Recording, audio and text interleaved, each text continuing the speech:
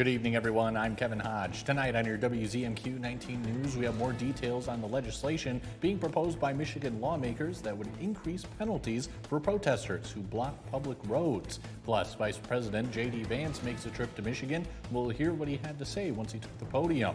And another late-night host is off the air. We'll hear why Jimmy Kimmel Live is being suspended indefinitely. Your 19 News at 11 starts now.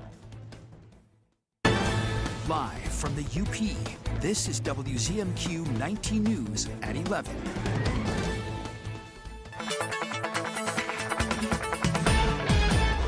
Welcome in. A first look at your forecastings are going to be much more seasonal as we head into tonight. Those overnight lows last night kind of looked like daytime highs close to 70 degrees, but tonight much different story. Still not too bad, still comfortable for us into the upper 50s, lower 60s. We have some increase in clouds, possibly some patchy fog for some of us, and we won't see too much sunshine for tomorrow. So of course that won't help us to warm up that much. So we'll round off into the lower 60s with mostly cloudy skies, but there are still some summertime conditions on the way before the official start of fall, and I'll have all those details for you coming up. Kelly, thank you very much. The Michigan House has passed a bill that would make blocking roads or highways a crime. Supporters call it a public safety measure, but opponents warn it could impact free speech. Our Michigan Capitol correspondent Sophia Murphy has more from the author of the bill as it makes its way to the Senate. In Michigan's House, lawmakers are looking to create new penalties for anyone who intentionally blocks traffic on public roads, highways, or sidewalks, whether during a protest or any other kind of street gathering. We've had what would be described as parties right in the middle of the freeway, shutting down traffic. So obviously that's an issue, a safety issue.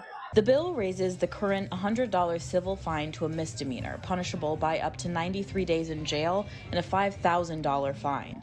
The bill's author, State Representative Alicia St. Germain, says the goal is to keep the roads open for everyone, not to silence voices. Hey, you have the right to free speech. You have the right to express an opinion, but you don't have the right to hold somebody hostage in their car and make them fear for their life.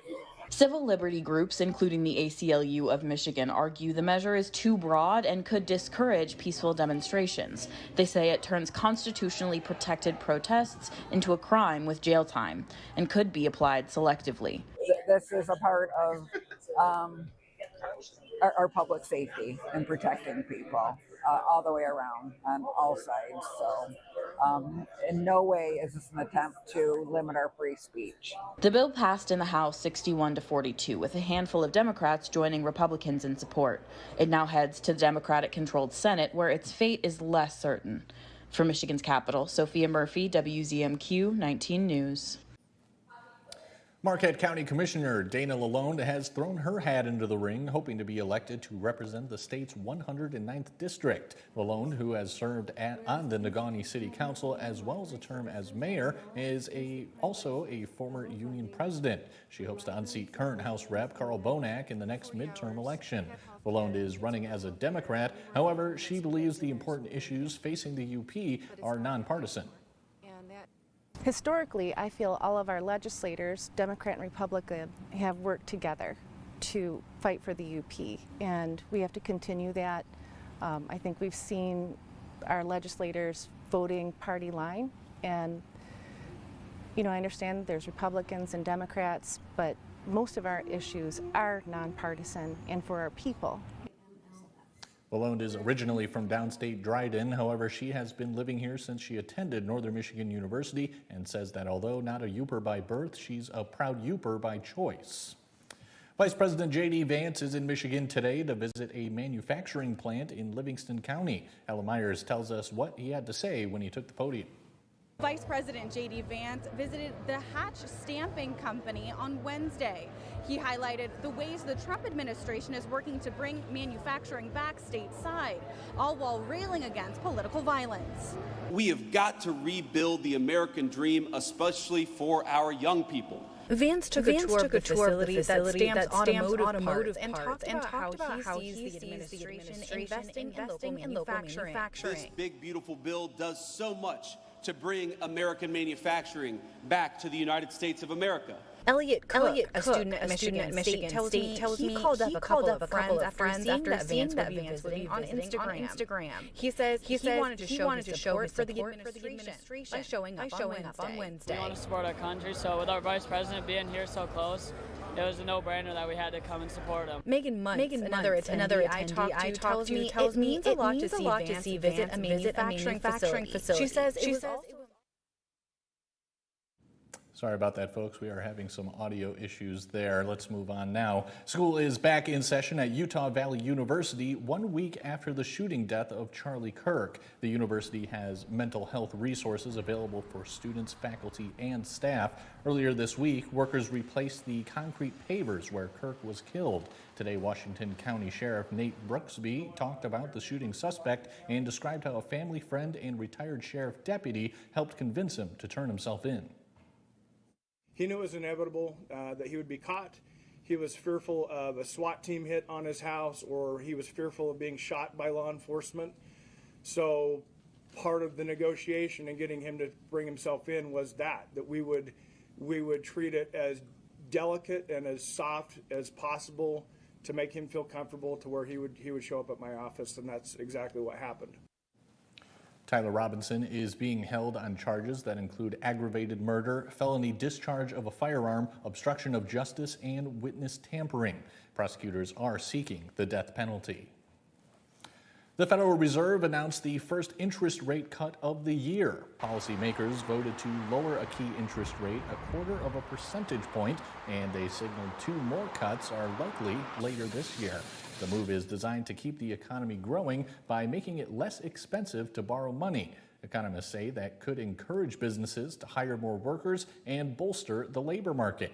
The news had been widely expected and could be a mixed bag for consumers. Credit card rates, they're still over 21%. Auto loans are coming at 7.5%. Mortgage rates, even though the Fed does not control them, they have been drifting lower, though, in anticipation of all rates going down. So that's probably good news. So if you're a borrower, you get a little bit of help. If you're a saver, you're not going to earn as much interest on those savings accounts. Try to go online to find those 3.5–4% deals. This is the first rate cut in 9 months, even though President Trump has put enormous pressure on the Fed to reduce borrowing costs. More bad news for late night. ABC says it's suspending Jimmy Kimmel Live. It comes months after CBS canceled Stephen Colbert's The Late Show. Here's Matt Piper. ABC says Jimmy Kimmel Live will be preempted indefinitely. It follows comments the host made on his show on Monday in response to the shooting death of conservative activist Charlie Kirk. We hit some new lows over the weekend with the MAGA gang desperately trying to characterize this kid who murdered Charlie Kirk as anything other than one of them and doing everything they can to score political points from it. ABC's announcement came after TV station owners like Nexstar and Sinclair said they would preempt Kimmel's show indefinitely.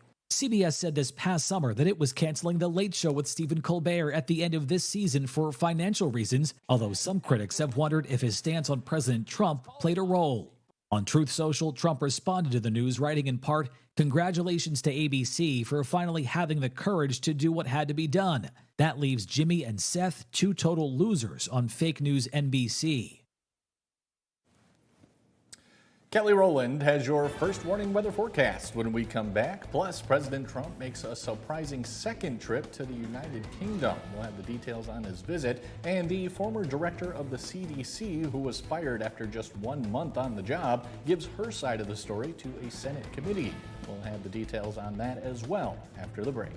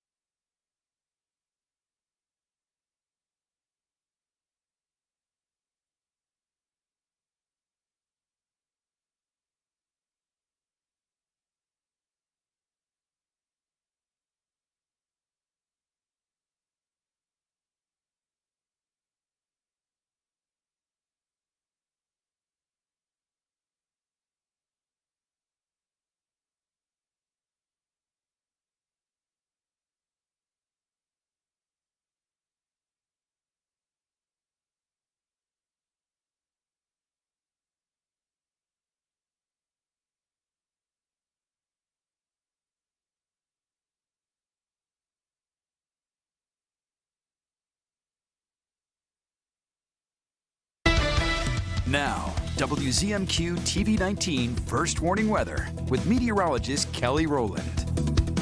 Welcome back. We are checking in on how we did today. The average is 66. Now, we did hit 81 into Marquette for that high temperature, and the record just last year was 83 degrees. So we almost not only tied the record just by 2 degrees, but we almost broke the high temperature record. Even at the end of summertime here in the last few days, we were still seeing well above average temperatures. But of course, we are only 5 days away from the start of fall. So we do need to get into that mindset of being okay with the cooler temperatures, because that is what is going to be the new seasonal, or what we should be seeing. So here's a look at your first warning weather futurecast. We'll get the rain out of here into the overnight, but then we could see some more coming back, kind of an effect of this major low pressure system from the south. It'll be a bit of slow moving. We did have winds from the north kind of slowing that down a bit, kind of competing, but a lot of this should push up here for tomorrow morning and kind of linger with us through Friday. We'll keep the skies mostly cloudy too. Shouldn't really be washout conditions by any means, but definitely just keep the umbrella in the car if you need. Don't wear any nice, lovely white shoes if you're headed out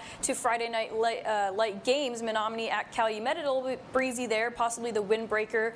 Kingsford at Negaunee and Escanaba at Sault Ste. Marie. Still lots of sunshine and temperatures into the lower 60s at around that 7 o'clock time when the games get going. And then we look into the weekend. This is the last weekend of summer, of course, and it won't necessarily be like the 81 that we saw today, but we'll slowly get temperatures back up to some more seasonal conditions by Sunday. It'll still be overcast with a few drops possibly for Friday, mostly cloudy for Saturday, and we'll get some nice sunshine back with possibly a few showers for Sunday. But overall, still a pretty decent weekend ahead, maybe putting the average of a B+, maybe an A-.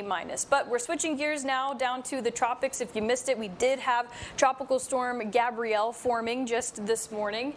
Currently just winds of 50 miles per hour, so still a weak tropical storm at that. But this is all the way down to the open waters, San Juan. You can see it right here, and it'll coast through the weekend as a tropical storm, maybe getting to the strength of a Category 1 hurricane. But even at that, the path of it does seem to trend north, almost kind of parallel to our coastline and far off from our coastline at that. So we really aren't expecting this storm to impact anything but the fish in the water. So we'll keep an eye on it for you as things are mostly quiet. Just some scattered showers for us for tomorrow with those temperatures still struggling to see the mid-60s. It'll definitely be cooler for most of us. We'll still see some 70s down to the southern portions of the Upper Peninsula, but we're cool and we're cloudy to round off the final few days of summertime, the last weekend of summer for you. A bit of everything. We'll have some sun, we'll have some clouds, we'll have some rain, and slowly get some lower 70s on the way for the official start of fall for Monday, and slowly dipping down to the upper 60s by next week's midweek. Kelly, thanks again. President Trump kicked off an unprecedented second state visit to the UK with a royal welcome at Windsor Castle. The trip is a mix of royal pageantry, diplomacy, and business deals, with the US and UK announcing a new tech partnership. Natalie Brand has more details from the White House. A royal charm offensive as President Trump and the First Lady arrived at Windsor Castle, joining King Charles and Queen Camilla for a carriage procession.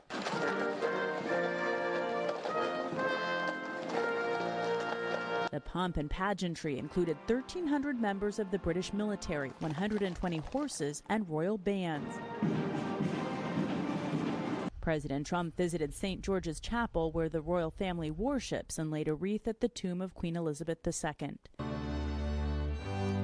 Day one of the trip wrapped up with a state dinner. U.S. tech executives were among those in attendance following the announcement of a new U.S.-UK technology partnership focused on nuclear energy and artificial intelligence. We have innovated, traded, and created together, fueling our economies and cultures through myriad forms of exchange. U.S. tech giants, including Microsoft, NVIDIA, and Google, have pledged more than $40 billion in investments. A lot of great investments that are going to come into the U.S. economy, create jobs here in our country, while simultaneously contributing to the national security of both countries. But not everyone in the UK is embracing the relationship. Demonstrators gathered outside Windsor Castle ahead of the president's arrival. Trump doesn't represent Britain, doesn't represent our values. Tuesday, 4 people were arrested after an old picture of Trump and convicted sex offender Jeffrey Epstein was projected on the royal residence. Last week, UK Prime Minister Keir Starmer fired the UK ambassador to the United States over his ties to Epstein. The fired former head of the CDC told a Senate committee her side of the story today about why she was let go less than a month on the job. She expressed concern about Thursday's scheduled meeting of a key vaccine advisory panel. Erica Brown has the latest from Capitol Hill. Former CDC Director Susan Menares told the lawmakers she's nervous about this week's advisory panel meeting that could change vaccine recommendations, and she expressed concern about politics influencing decisions at the agency. It does put at risk our children. It puts at risk others who need these vaccines, and it takes us into a very dangerous place in public health. The vaccine panel was overhauled by Health and Human Services Secretary Robert F. Kennedy Jr. Menares says she was fired from the CDC because she refused to approve vaccine guidance without scientific evidence and would not dismiss career scientists without cause. I will stand behind scientific integrity with every decision I ever make. At a contentious Senate hearing earlier this month, Kennedy denied Menares' account. I told her that she had to resign because I asked her, are you a trustworthy person? And she said no. Some Republican lawmakers who are also physicians echoed Kennedy's skepticism about the CDC. I think the CDC is the cause of vaccine hesitancy, that you are the problem. Does the COVID vaccine reduce the rate of death for children under 18? It can. Once again, it can. That's a ridiculous answer. No, it doesn't. Republican Senator Bill Cassidy, who's also a doctor, noted Menares' firing came less than a month after she was confirmed by the Senate, with Secretary Kennedy praising her, quote, unimpeachable scientific credentials. Did we fail? Was there something we should have done differently? In a statement, an HHS spokesperson said Menares' remarks to the Senate committee have factual inaccuracies and leave out important details. During the hearing, former Chief Medical Officer Deborah Howry testified she learned about new CDC guidance on COVID vaccines from a video Secretary Kennedy posted on social media. She said she had to reach out to HHS for the data to try and implement that guidance, but it was never provided. Still to come on your 19 News, a study shows humans' fondness of alcohol may have been influenced by our distant ancestors, primates. We'll have that story and more when we come back.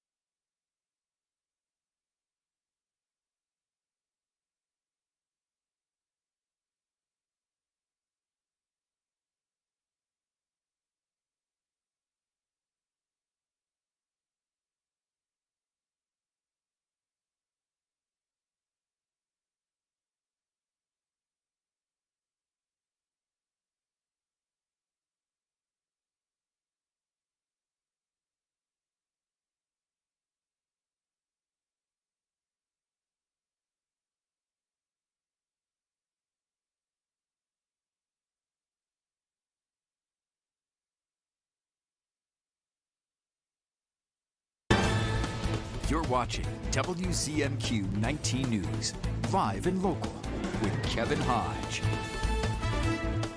Welcome back, everyone. Scientists say with our primate cousins, we have shared DNA. And other similarities include hands and feet and complex brains. Dave Malkoff reports on yet another link, a love of liquor. I've been saving this for a special occasion, Johnny. Throughout human history, we have been party animals, and it goes way back. Unless you're getting me one out, then you need to get out of there. No, that's glass. Researchers at the University of California, Berkeley found wild chimpanzees eat so much fermented fruit, it's equivalent to consuming 2 drinks daily. Evidence, they say, that we got the taste for alcohol millions of years ago from our primate ancestors. Look at this guy. Look at his eyes. They're really big because he is nocturnal. He likes to go out and party at night, but he hasn't been drinking today.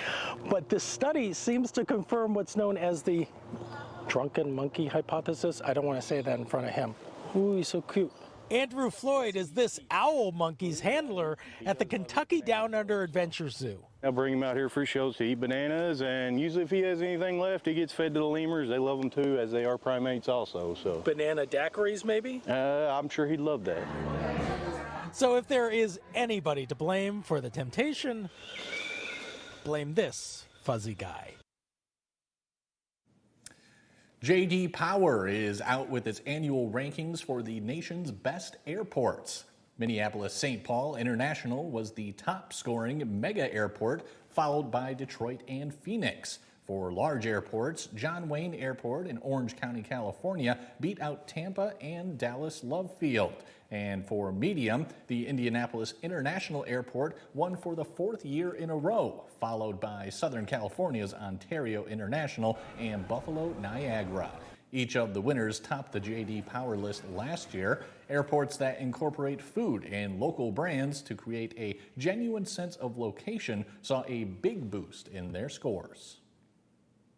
Well, a good airport does all the blocking and tackling really well. You can get to the airport in a reasonable amount of time. You get through TSA in a reasonable amount of time. The bathroom is clean. There are seats you can sit at the gate. That's what a good airport does well. A great airport does those things and has a great food, beverage, and retail program. J.D. Power's Michael Taylor says airports are investing in themselves and it's paying off. Passengers who rate their airport experience as perfect spend an average of $42 in the terminal, $16 more than passengers who rate their airport experience as just okay. The findings are based on more than 30,000 flyer surveys. The cost of owning a pet can easily top $1,000 a year, including food and vet bills. Around the country, many who are struggling financially find they can't keep up and decide to place their dogs or cats in shelters where the future is far from certain. Christian Benavidez reports from a South Florida organization that tries to keep that from happening. Fort Lauderdale, Florida resident Kathleen Ortega is homebound because of a disability. To care for her cat Selena, she counts on volunteers like Sylvia Druitt, who regularly visits her home. There you go. On a hot September day in South Florida, that meant bringing cat litter and food up a flight of stairs.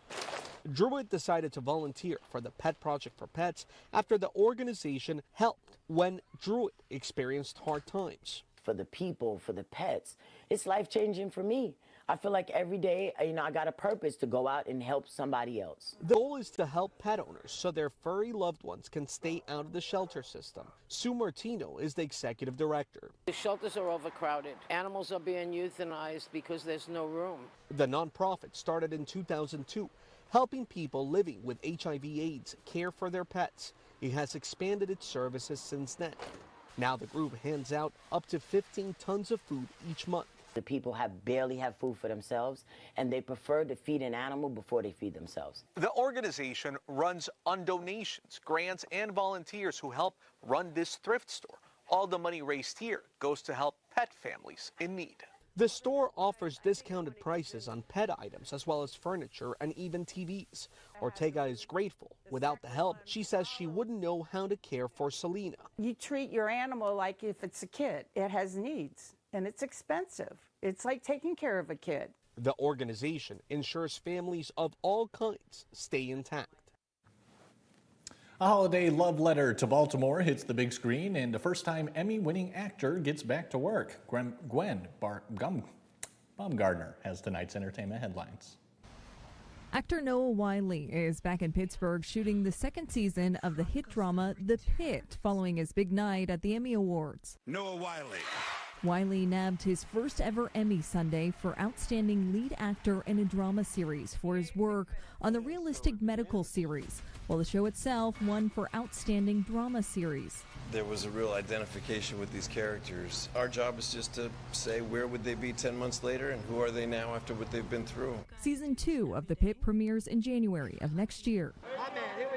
Fresh off the surprise release of Swag 2, Justin Bieber is returning to the big stage at next year's Coachella Music Festival. The pop star was just announced as one of the headliners, along with Sabrina Carpenter and Karol G, a first for all three artists. Coachella kicks off next April in the California desert, but tickets go on sale Friday.